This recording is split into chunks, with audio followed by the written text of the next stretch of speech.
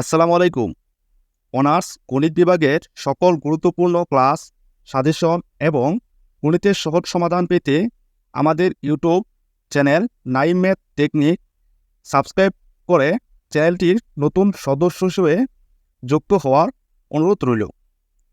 আর ইতিমধ্যে যারা সাবস্ক্রাইব করেছেন তাদের জন্য রইল অসংখ্য ধন্যবাদ।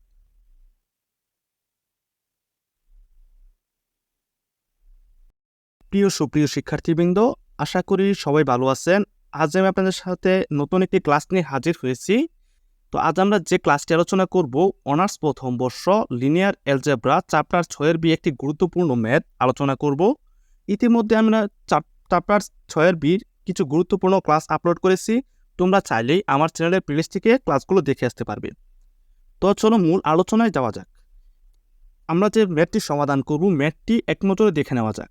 ম্যাথটি হলো, যদি যোগাশ্রয়ী রূপান্তর টি অনুপাত R cube tends to R square এ T x y z equal 2x plus y minus z, 3x minus 2y plus 4z দ্বারা সংজ্ঞায়িত হয়, তবে তিনটা বৃত্তি দেওয়া আছে 1 1 1 1 1 0 এবং 1 0 0, এবং আরও দুটা বৃত্তি দেওয়া আছে 1 3 এবং 1 4। বৃত্তির প্রেক্ষিতে টি এর ম্যাট্রিক্স নির্ণয় করো। কি বলা হয়েছে? আর কিউবের জন্য তিনটা বৃত্তি দেওয়া আছে এবং আর স্কোয়ারের জন্য দুইটা বৃত্তি দেওয়া আছে। এত সাপেক্ষে টি এর ম্যাট্রিক্স নির্ণয় করো। তো প্রথমত আমরা ধরে নিই প্রদত্ত বৃত্তি আর স্কোয়ারের বৃত্তিটা ধরে নিই। আর স্কোয়ারের বৃত্তি কি 1 3 এবং 1 4। তাহলে এই 1 3 কে আমরা G1 দ্বারা প্রকাশ করি এবং 1 4 কে G2 দ্বারা প্রকাশ করি। তাহলে প্রদত্ত আর স্কোয়ারের বৃত্তি G1 ইকুয়াল 1, 3, G2 ইকুয়াল 1, 4। আমরা এই অংশটুকুই ধরে নিছি, এটা হচ্ছে G1, এটা হচ্ছে G2। এখন এই ক্ষেত্রে আর স্কোয়ারের ক্ষেত্রে ধরি A B belongs to R square, যেখানে আর একটা বৃত্তি হচ্ছে 1 3 এবং আর একটা বৃত্তি হচ্ছে 1 4। দুইটার জন্য আমরা দুইটা দুইটা উপাদান ধরে নিচ্ছি আর স্কোয়ারের। এখন এ কমা বি ইকুয়াল, আমরা আর স্কোয়ারের জন্য একটি সূত্র জানি xg1 প্লাস yg2। মূলত ম্যাথটি সমাধান করার জন্য যে সূত্র ব্যবহার করি, সূত্রটা হচ্ছে এরকম xg1 প্লাস yg2।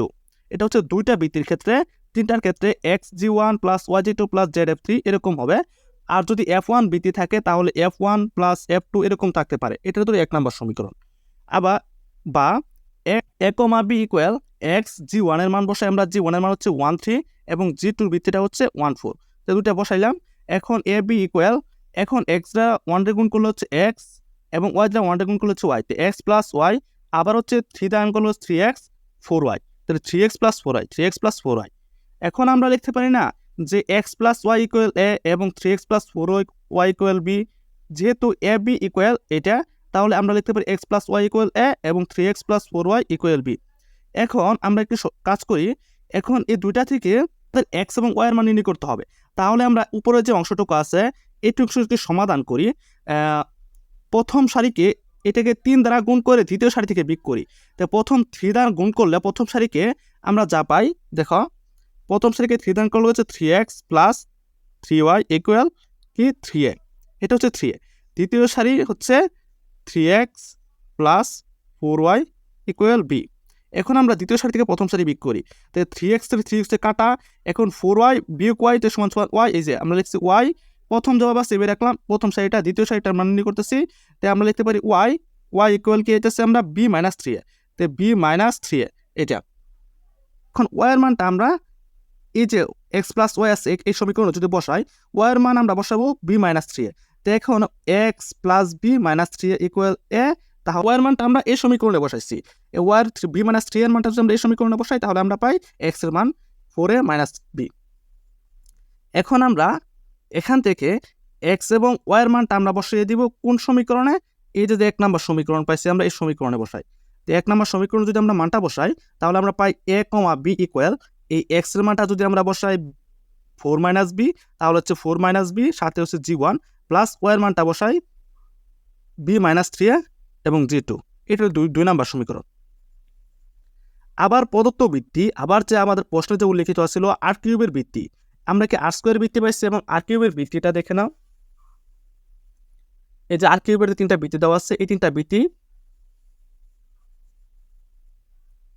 আবার প্রদত্ত আর কিউবের বৃত্তি, এটা ধরি f1 দ্বিতীয় বৃত্তটার F2 এবং তৃতীয় বৃত্তের F3 দ্বারা প্রকাশ করি। তাহলে F1 ইকুয়াল এত, F2 ইকুয়াল এত, F3 ইকুয়াল এত।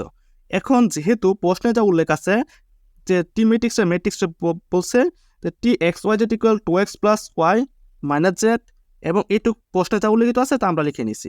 এখন আমরা এই যে মানটা আছে TF1 এর মান নির্ণয় করবো, TF2 এর মান নির্ণয় করবো এবং TF3 মান নির্ণয় করবো। তাই আমরা যদি TF1 ইকুয়াল F1 এর মান বসাইছি 1 1 1 ইকুয়াল, আমরা এই 1 1 বলতে বোঝানো হচ্ছে এটা হচ্ছে x, এটা y, এটা z।